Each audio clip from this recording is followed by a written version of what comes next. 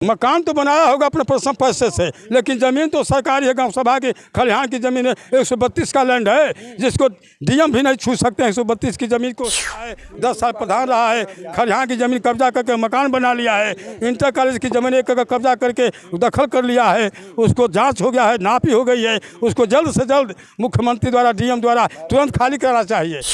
अगर न्याय मिला, अगर न्याय मिल गया तो हम भी ब्राह्मण इकट्ठा होकर 12% ब्राह्मण यूपी में हैं, यादव तो 8 से 9% हैं, जिसको लेकर अखिलेश यादव उड़ रहे हैं। हम जोगी लोग को एक मुश्त इकट्ठा होकर यूपी के ब्राह्मण प्रधानमंत्री बनाएंगे, इसके बाद प्रधानमंत्री बनाएंगे, इसके बाद प्रधानमंत्री बनाएंगे, इसके बाद।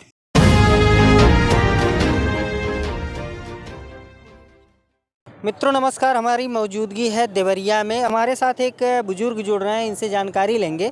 देवरिया के निवासी हैं कि कहाँ के निवासी हैं? देवरिया के निवासी हैं, बरहज के। क्या नाम हुआ आपका? गजेंद्र शुक्ल जी। इस मामले को किस नज़रिए से देख रहे हैं? इस मामले को देख रहे हैं, बहुत दुखित घटना है और हम लोग सभी ब्राह्मण बहुत दुखित हैं और नरसंहार है। एक ब्राह्मण के परिवार का ही नरसंहार कर दिया गया और जो कि वो गरीब किस्म का, जिसको रोटी का उसके बयान के अनुसार वो पंडित है, 17 साल का लड़का है, परिताई करता है, 5-7 हज़ार कहता है कि महीने में कमा कर लाता। एक उसकी बहन थी जो मार दी गई, 2,000 रुपये महीने का टीचर का काम करके लाते थे। 5-7 हज़ार रुपये महीने का अपना काम चलाते थे लोग, रोजीमर्रा का। उसका बाप बेचारा गृहस्थ था, सब खेत मरही पड़ गया था। उसके बयान के अनुसार हम सुने हैं चैनल पर कि वो लिए थे हेल्थ का बोलते हैं कोई मशीन लिए थे, उससे काम नहीं चला तो उसको बेच दिए, सब खेत में ही पड़ गया। उनका चाचा मंद बुद्धि के थे, ज्ञान प्रकाश दुबे, जो सत्य प्रकाश दुबे के छोटे भाई थे। उनको मंद बुद्धि की वजह से खिला पिला करके और अपहरण किस्म का उनको अपने फेवर में कर करके 9 बीघे की जमीन फर्जीवाड़े से बैनामा करा लिया गया, पैसा भी नहीं दिया गया। अच्छा, आप कहते हैं कि फर्जीवाड़ा से बैनामा करा लिया गया और यादव परिवार के जो प्रेम यादव के परिवार वाले हैं वो कहते हैं कि सत्य प्रकाश दुबे के परिवार से उनको भोजन पानी उनकी देखरेख नहीं की जा रही थी। हमको गुस्सा के आके हमको लिख दिए, गुस्सा के आकर लिखे। और नहीं यादव थे और कोई ब्राह्मण नहीं था उनका, और पटीदार वहाँ तिवारी लोग हैं उनका सुनते हैं। वो भाट परानी के रहने वाले बगल के नेवर सबसे ज़्यादा रहते थे और वहाँ तिवारी परिवार लोग हैं और किसी को नहीं लिखते। यादव ही इतना ही तैसे थे, प्रेम प्रकाश यादव की उनको खिलाते पिलाते तो 9 बीघा जमीन खिलाने पिलाने लिखवा लेंगे। 9 बीघा जमीन की प्रॉपर्टी की कीमत क्या होती है इस समय आप समझ सकते हैं। 1 बीघा में आदमी तो जीवन भर खा सकता है अगर उचित मूल्य दिया जाए तो 9 बीघा जमीन ले लिए और खिलाते पिलाते हैं। अच्छा, आप लोग दुखी हैं तो केवल 5 लोगों की हत्या से दुखी हैं या फिर प्रेम यादव की भी हत्या से? प्रेम यादव गुंडा किस्म के आदमी थे, केवल उनका हुई होती इससे अधिक दुखी होते हम लोग, लेकिन क्योंकि हुई एक व्यक्ति का और तुरंत नरसंहार हो गया 5 व्यक्ति का, तो इसलिए अधिक दुखित हैं हम लोग कि 5 व्यक्ति का परिवार साफ हो गया। अगर प्रेम यादव का किसने किया अभी तक पता नहीं चला। आरोप प्रत्यारोप गुत्थी सुलझ नहीं रही है, गुत्थी सुलझ नहीं, आरोप लग रहा है कि फलाना मारे, ढकाना मारे, उनके परिवार के लोग मारे, खेत देखे। जो बाहुबली है रिवाल्वर लगा कर जाता है, बंदूक राइफल रखा है, उसको कोई छू सकता है, पर पंछी पर नहीं मार सकती है। जो बुलेट से गया और पैर खड़ा किया बुलेट दूसरे दरवाजे पर, उसके बच्चे मार देंगे। कोई लड़की मार सकती है, जिसको डांट देंगे इधर उधर हो जाए, लड़की मार सकती है कटार से पटार से। अरे बंदूक की राइफल जिसके पास है बहली है, गुरोह बना करके जाके पूरे परिवार का सत्यानाश कर दिया उसका भाई ने। अच्छा, जिस तरीके से सीडीआर की रिपोर्ट आती है उनके परिवार की तरफ से ये आरोप लगाया जाता है कि फ़ोन करके बुलाया गया प्रेम यादव को। प्रेम यादव फ़ोन करने पर कोई अगर दुश्मनी मुकदमा चल रहा है तो फ़ोन करने पर कोई आएगा। हमको कोई हमारा दुश्मन फ़ोन करके बुलाएगा तो हम जाएंगे, क्योंकि किसी का भी से मुकदमा चल रहा है 14 से 23 तक, वो फ़ोन करने पर आगे फर्जी वाला है। फ़ोन तो सब पुलिस वाले, CID वाले, CBI वाले जो भी होंगे जांचेंगे तो पता चली जाएगी किसके फ़ोन किया है, कौन बुलाया है। वो तो आजकल टेक्निकल ज़माना है, मोबाइल का सब पता चलता है। SP के यहाँ सब लिस्ट हो जाता है, सब आ जाता है। कब तो लोग कहते हैं हम SP किस पर भेजेंगे, तुमको फ़ोन करोगे करोगे तो वहाँ पर मशीन है, व्यवस्था है। तो ऐसा थोड़ी है कि बुला कर जाए और वो बिना हथियार के चले उनको मार देगा कोई, नहीं हथियार चल देंगे। अच्छा, आप यहाँ आज किस लिए आए? हम आज यहाँ श्रद्धा सुमन करने, परिवार को शांति देने के लिए प्रभु से निवेदन करने आया हूँ कि उस परिवार को संबल दें, उस बच्चे को बल दें कि इस घटना को बर्दाश्त कर सके, उसकी उन आत्माओं को शांति मिले। प्रभु से निवेदन करने आया हूँ और उस बच्चे को संबल मिले, बल मिले। हम लोग के आने से कि हमारे साथ भी समाज है, हमारा परिवार नहीं है तो ब्राह्मण समाज है और जोगी बाबा आदित्यनाथ मुख्यमंत्री हमारे साथ है। न्याय करेंगे, अन्याय नहीं करेंगे। यहाँ पे आरोप एक बड़ा ये भी लग रहा है कि ब्राह्मण वर्सेस यादव हो गया है। ब्राह्मण जातिवाद चल रहा है। जातिवाद ब्राह्मण नहीं कर रहा है, उसको कोई पूछे। अखिलेश यादव जो राष्ट्रीय अध्यक्ष हैं सपा के, वो जातिवाद कर रहे हैं, उनके कार्यकर्ता उनके आदेश पर जातिवाद कर रहे हैं, हुजूम निकाल रहे हैं, झंडा रैली लेकर निकाल रहे हैं। और 17 तारीख को ब्रह्मभोज है, उसका 17 ही बोलते हैं, वो आने वाले हैं। आज क्यों ना है, या एक ब्राह्मण नरसंहार हो गया, 5 परिवार उसका समाप्त हो गया, उनको आ जाना चाहिए ना।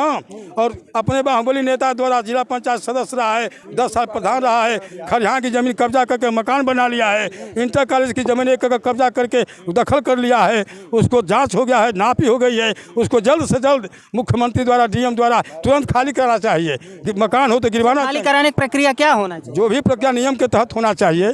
तुरंत एक्शन करने का मतलब हम नहीं ना कि तुरंत एक्शन कर दिया, जैसे राइफल मार दिया वैसे राइफल मार दिया जाए।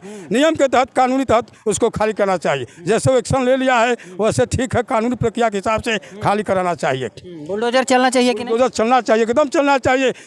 इसलिए चलना चाहिए कि भविष्य में कोई ऐसी घटना न घटे जिससे लोग और भी भयभीत रहें, कोई ऐसी घटना घटने को हिम्मत न करे, इसलिए बुलडोजर चलना चाहिए। अतीक अहमद पर जैसे चला बुलडोजर, वैसे यहाँ भी बुलडोजर चलना चाहिए। लोगों का ये मानना है, लोगों की ये राय है कि एक आर्मी के जवान ने अपने परिश्रम से, कड़े परिश्रम से कमा करके घर बनवाया, वो गिरना नहीं चाहिए। मकान तो बनाया होगा अपने परिश्रम पैसे से, लेकिन जमीन तो सरकारी है, गांव सभा की खलिहान की जमीन है, 132 का लैंड है, जिसको डीएम भी नहीं छू सकते हैं। 132 की जमीन को उसका नाम नहीं बदल सकते हैं राजीनामा का। जब तक गांव का प्रस्ताव आता है, कहीं तबादला किया जाता है, जनहित में अगर तबादला किया जाता है ट्रांसफर, तब डीएम के पास जाता है, डीएम के थ्रू होते हुए तब उसका नाम बदलता है जनहित में, कि उस जमीन पर कोई गाँव सभा का काम हो जाए, विद्यालय बन जाए, उसके बदले में दूसरा खलिहान हो जाए। वो ऐसी जमीन है खलिहान की 132 की लैंड है, उसको छूने का किसी को अधिकार नहीं। आर्मी हो चाहे कोई हो, अगर मुख्यमंत्री ही क्यों ना हो दखल किया हो तो उनका भी गिरना चाहिए, चाहे वो अखिलेश यादव हो और चाहे वो कोई भी हो। अच्छा, बात जब मकान की आती है, आपने कहा किसी का कब्जा नहीं होना चाहिए और कई वर्षों से वहाँ मकान बना हुआ है, क्या डीएम एसडीएम को इस बात की जानकारी नहीं रही? डीएम एसडीएम इस बात की जानकारी जब नीचे से आता है, सूचना तब होता है, कोई शिकवा शिकायत करता है। डीएम और एसडीएम घर घर गाँव गाँव घूमते नहीं ना। गाँव के लोग जब शिकवा शिकायत करेंगे, दबंग के खिलाफ कोई चीव नहीं करता है, आवाज़ नहीं उठाता है गाँव में, तो कैसे डीएम एसडीएम जानेंगे?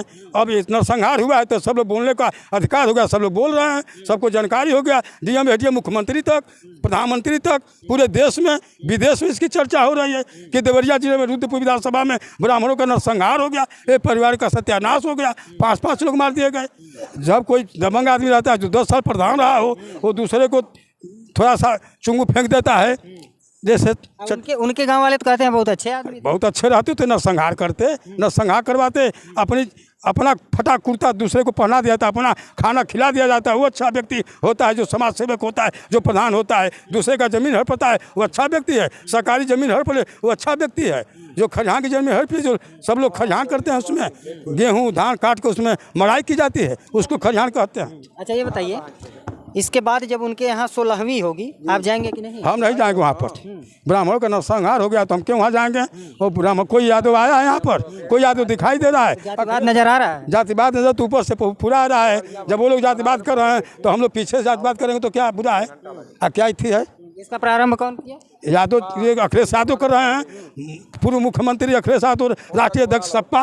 वो अपना उन लोगों का आरोप है कि श्रद्धांजलि सभा करके कहीं न कहीं ब्राह्मणों को इकट्ठा करके जातिवाद कर नहीं। ऐसा ब्राह्मण अपने आप इकट्ठा नहीं किया गया है, कोई न्योता नहीं दिया, कोई बुलाने नहीं गया। इस घटना को चैनल पर, रेडियो से, समाचार में, पेपर में सब लोग सुने हैं, छोटे से बड़े लोग, औरतें, बच्चे, बुजुर्ग, जो पढ़े लिखे थोड़ा हैं, जो नहीं पढ़ा न पढ़े, दूसरे सुनकर जानकारी हुआ है, सब हर वर्ग के लोग। लेकिन जिसको इच्छा हुआ है, कष्ट है, जिसको दुखित है, वो आया है।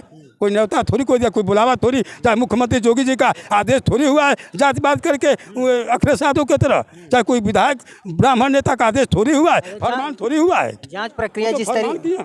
जांच प्रक्रिया जिस तरीके से चल रही है उससे आप लोग सहमत हैं? जांच प्रक्रिया चल रही है, धीरे थोड़ा सा धीमी गति से चल रही है। हम लोग सहमत हैं जोगी जी से कि वो डंडा के हैं प्रशासन पर। प्रशासन थोड़ा ढील ढाल है, अभी भी नज़र दिखाई दे रहा है। 1 हफ्ते के अंदर जांच प्रक्रिया पूरी करके जैसे तैसे भी कोर्ट से, चाहे जैसे भी नोटिस वोटिस हो गया है, जाँच हो गया है, पैमाइश हो गई, मकान गिर जानी चाहिए, इंटर कॉलेज की जमीन एक खाली हो जानी चाहिए और 9 बीघा जमीन फर्जीवाड़ा जाँच करके निरस्त करके बेनामे को दवेश दुबे के नाम करा देना चाहिए डीएम को और जोगी सरकार को। यही हम लोग का निवेदन है, आग्रह है और विनय भी है। और हम ब्राह्मण, अगर ऐसा नहीं हुआ तो हम भविष्य में चलकर सचिवालय हम लोग ब्राह्मण घेरेंगे, जोगी जी को घेरेंगे अब, अगर न्याय नहीं मिलेगा तो। अगर न्याय मिला, अगर न्याय मिल गया तो हम भी ब्राह्मण इकट्ठा होकर 12% ब्राह्मण यूपी में हैं, यादव तो 8-9% हैं, जिसको लेकर अखिलेश साथ उड़ रहे हैं। हम जोगी लोग को एक मुश्त इकट्ठा होकर यूपी के ब्राह्मण प्रधानमंत्री बनाएंगे, इसके बाद प्रधानमंत्री बनाएंगे, इसके बाद प्रधानमंत्री बनाएंगे, इसके बाद। चलिए बहुत बहुत धन्यवाद मित्रों। जो है शोक सभा से एक रिपोर्ट थी, इस रिपोर्ट से संबंधित क्या है आपकी राय कमेंट करके जरूर बताइए। मिलते हैं फिर किसी नेक्स्ट वीडियो में नई खबर के साथ, तब तक के लिए नमस्कार।